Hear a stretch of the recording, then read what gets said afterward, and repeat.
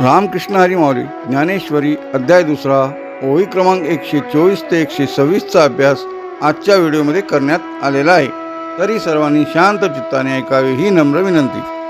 तो नित्यरूपू पार्था ओळखावा सर्वता, जो या इंद्रियार्था नागवेची. या ओळींचा अर्थ असा होतो की श्रीकृष्ण अर्जुनाला म्हणतात, हे पार्था, तो परमात्मा सदैव नित्य स्वरूपाचा आहे. हे तू पूर्णपणे लक्षात घे.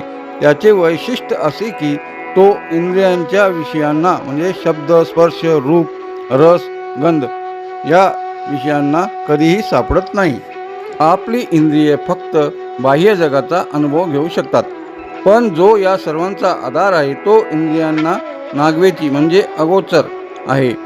त्याला केवळ ज्ञानानेच ओळखता येते. आता अर्जुना अनेक काही एक सांगेन मी ऐक, जे विचारे परलोक ओळखीती. आता अर्जुना ऐक, मी तुला अजून एक महत्त्वाची गोष्ट सांगतो, ती नीट ऐक. ज्या गोष्टीच्या विचाराने म्हणजे चिंतनाने साधक किंवा ज्ञानी पुरुष परलोक म्हणजे मोक्ष किंवा आत्मज्ञान प्राप्त करून घेतात. येथे भगवान श्रीकृष्ण अर्जुनाला आत्मज्ञानाच्या त्या सूक्ष्म विचाराकडे वळवत आहेत, जो संसाराच्या पलीकडे असलेले सत्य दाखवतो. या उपाधी माझी गुप्त चैतन्य असे सर्वगत, ते तत्वज्ञ संत स्वीकारिती. या ओळींचा अर्थ असा होतो की या दृश्य जगाच्या आणि देहाच्या उपाधीमध्ये ते चैतन्य अतिशय गुप्तपणे वसलेले आहे आणि ते सर्वव्यापी आहे.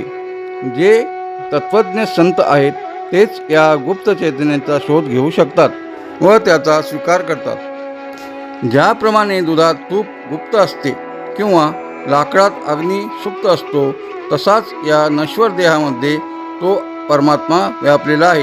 सामान्य माणसाला फक्त उपाधी म्हणजे देह किंवा जग दिसते, पण संतांना त्यातील तत्व म्हणजे चैतन्य दिसते.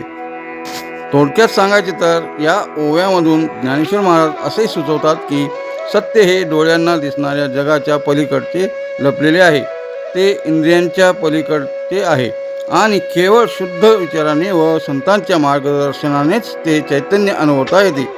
ज्ञानेश्वर माऊली ज्ञानराज माऊली तुकाराम, ज्ञानेश्वर माऊली ज्ञानराज माऊली तुकाराम तुकाराम तुकाराम. बोला पुंडलिक वरदे हरी विठ्ठल. श्री गुरु ज्ञानदेव तुकाराम पंढरीनाथ भगवान की जय. माऊली ज्ञानेश्वर महाराज की जय. माऊली हा व्हिडिओ आणि याचे विश्लेषण जर आपल्याला आवडले असेल तर कृपया चॅनलला सबस्क्राईब करावे ही नम्र विनंती.